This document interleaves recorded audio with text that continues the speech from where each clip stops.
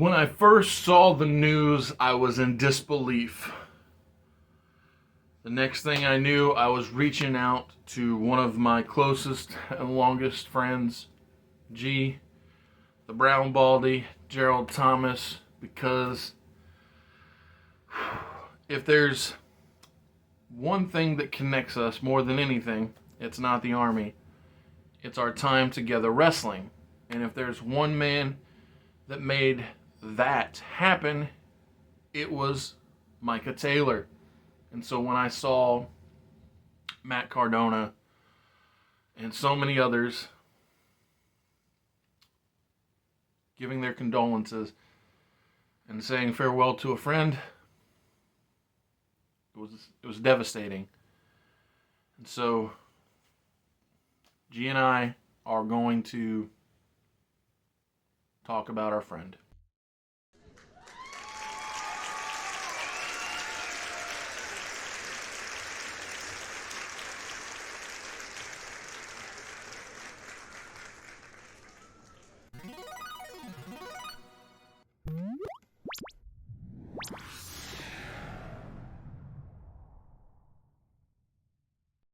As I said before the open rolled, my brother G is here, and I just had to have you for this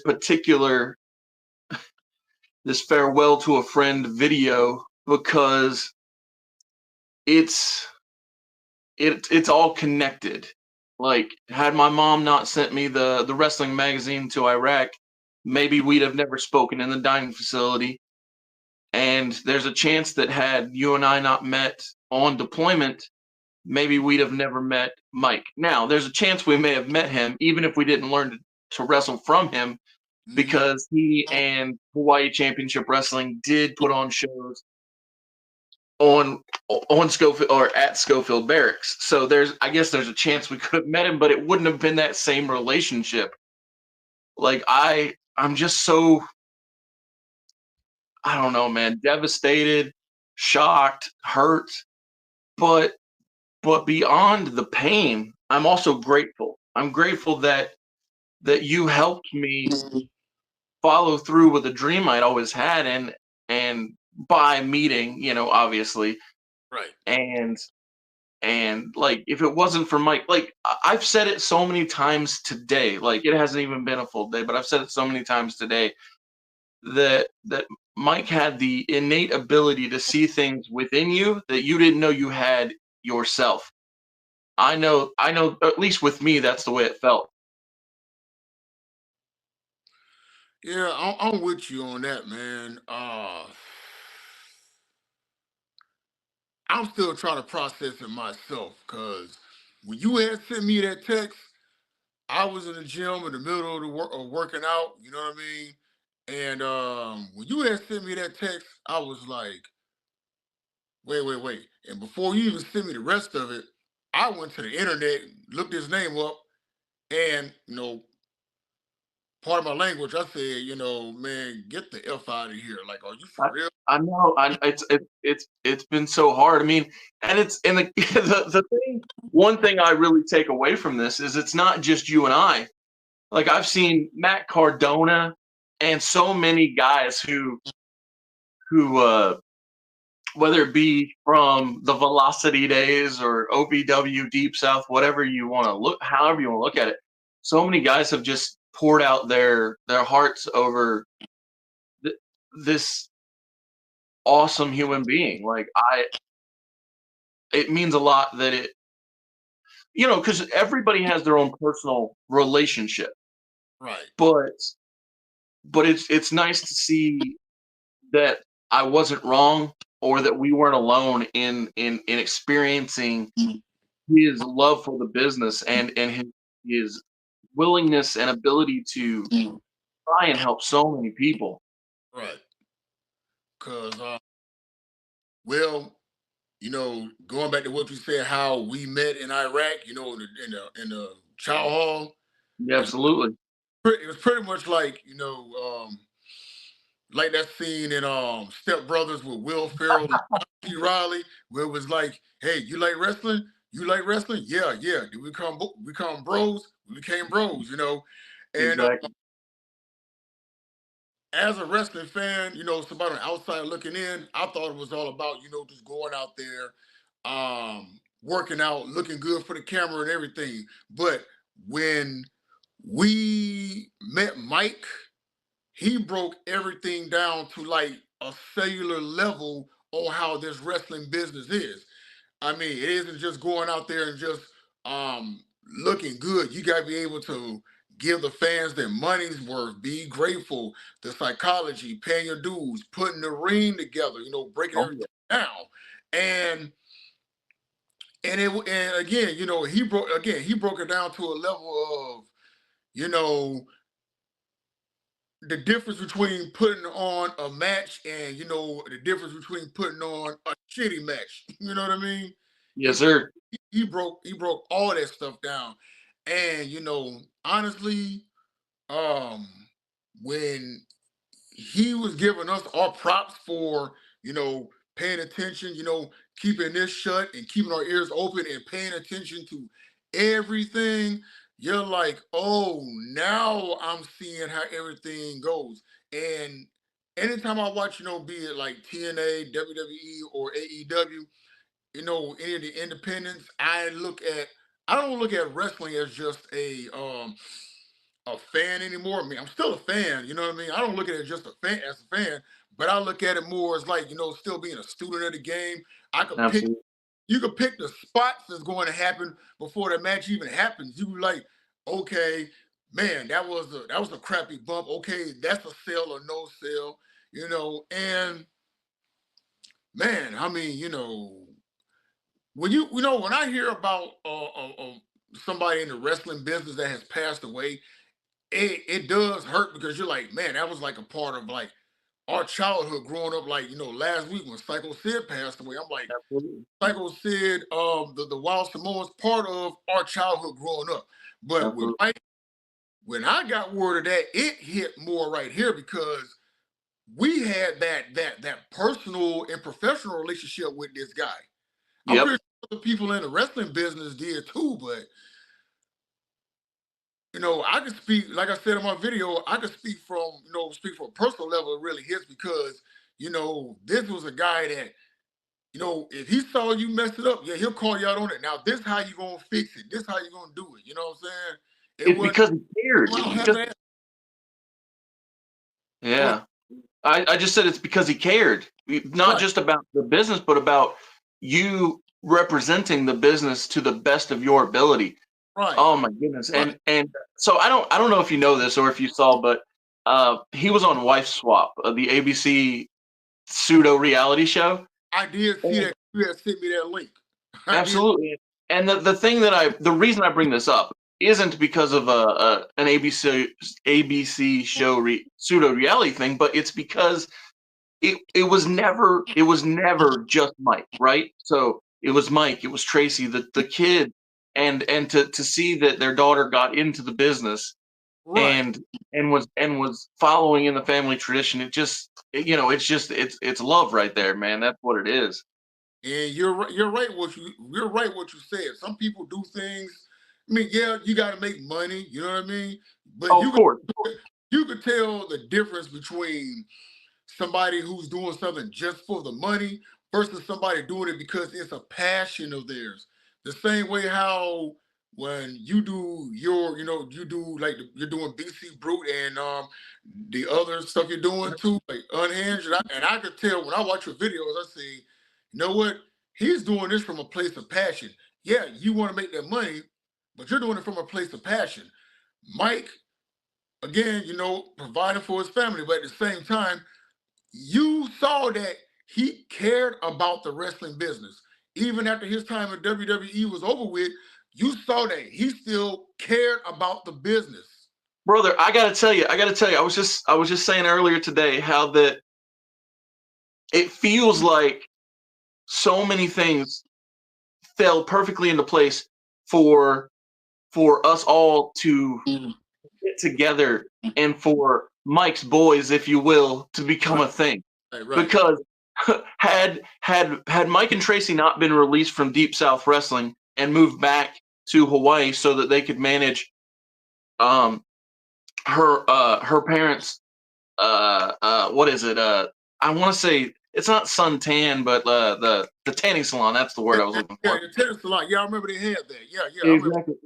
So if they hadn't got released from deep south and moved back home to take care of the family business, and like I said, had mom not sent me the wrestling magazine, and had we not met, like how different so many things would be. But because all of these dominoes were set up and then were knocked down, it created a cascade event where so many wonderful memories could be created.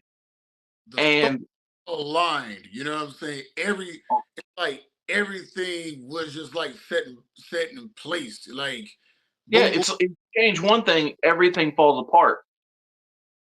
And so it just it amazes me to sit back and think about all of these wonderful nights. I mean, Wednesday nights, Saturday nights, multiple times a week, we would all get together. And so just this morning, and I know this is how it always goes, but I got flooded back with all of these memories. On the Before I headed out to work, I yelled out, "You used to be fat," and my wife looked at me all confused. And I was like, even without knowing who I was before, Mike could tell just from the way that I carried myself, like hid my body, which, not that that's a big deal per se, but what I mean is I was in the best shape of my life, and yet in my head, I was still a little fat kid that people picked on.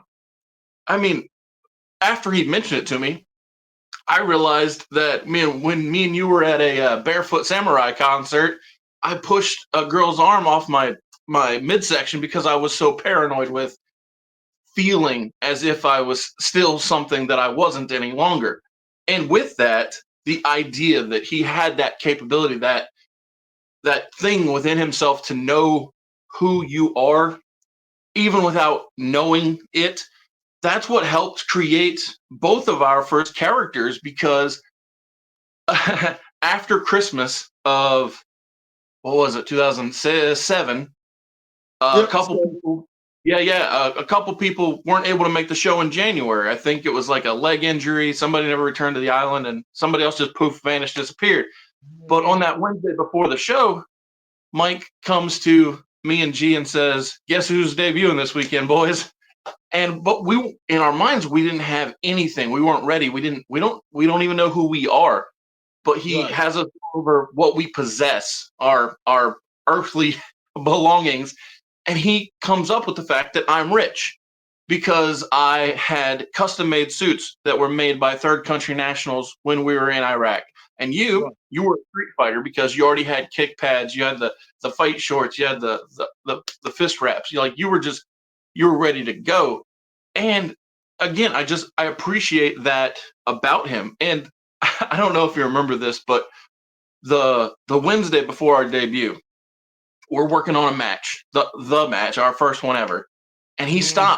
he stops the match and he's like, stop trying to be somebody you're not. I'm like, I don't know what you're saying.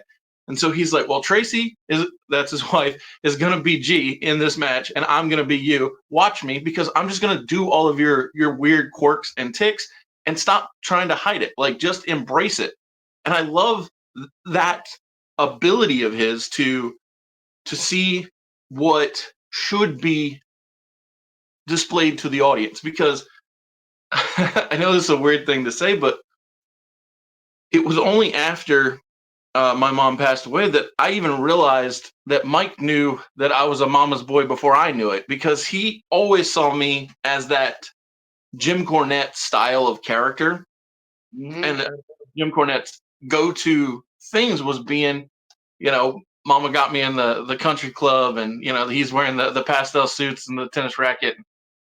Like, I always wanted to be Paulie Dangerously. That's why I was carrying around the cell phone and doing business. But yeah, I don't know. It's just, like I said, it's so many, to me, a positive memories when it comes to not just that time, but that human being. Because within not all that long of us being in the business.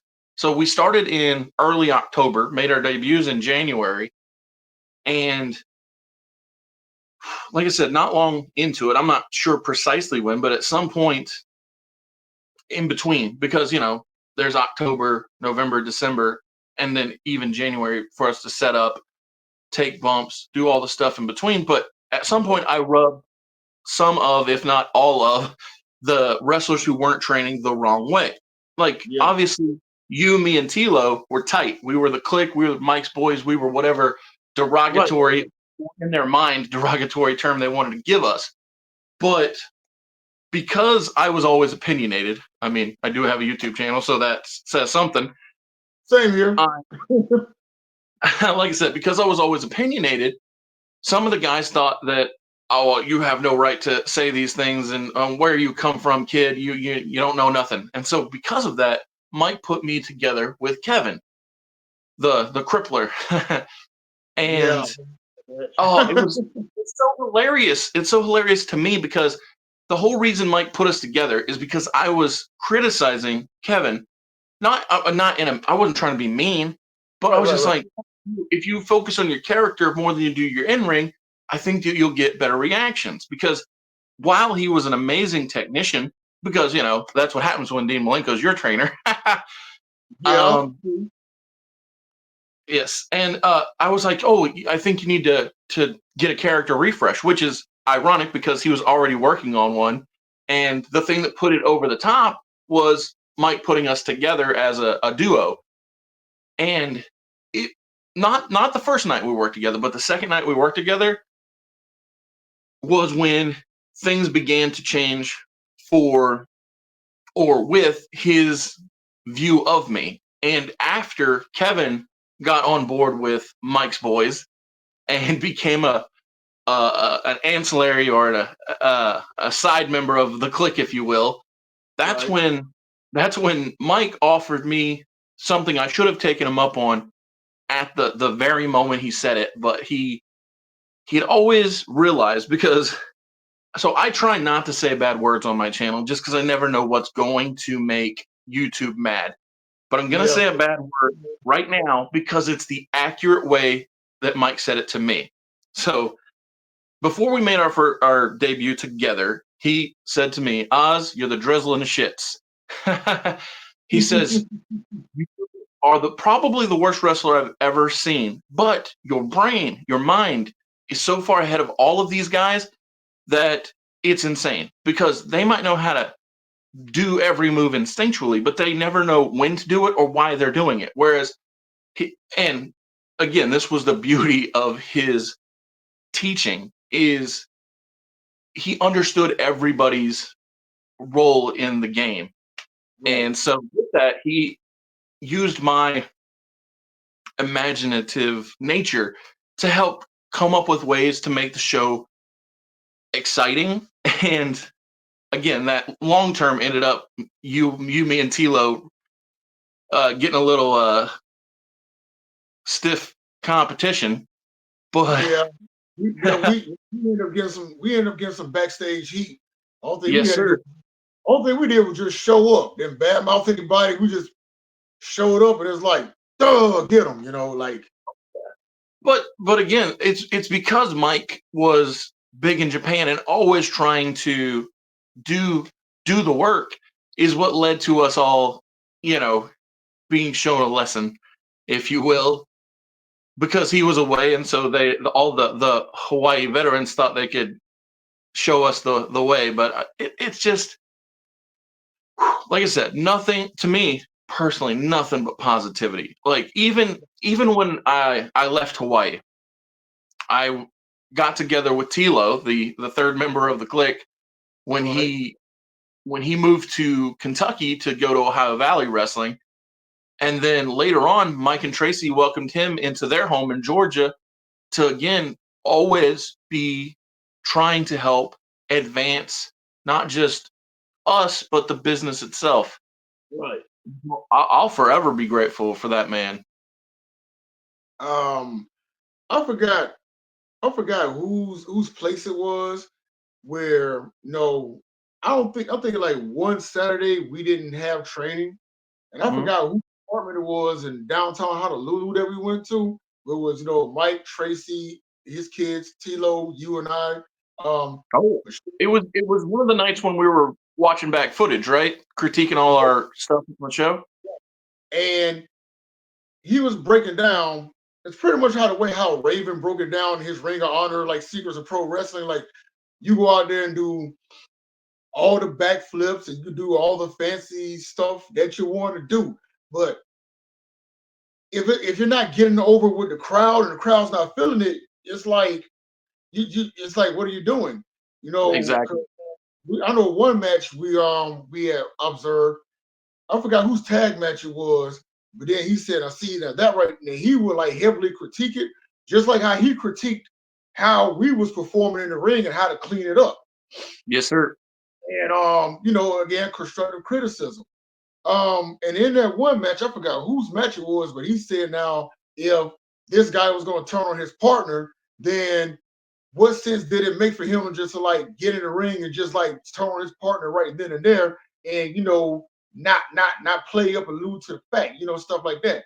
And even in training, when we would do our matches, okay, like if you're the big guy, you got to play the role. You got to play the role of the big man. Like, you can't turn around and take like a whole bunch of offensive moves, and all of a sudden you get some superpower out of nowhere. You're on the defensive. Like you gotta be on the defensive the whole time as a big guy. But once whoever the face is in that match, now here comes the offensive. Now you got to sell to make that guy look good. And it was all about selling, whether you were the heel or you the face, tag team, whatever.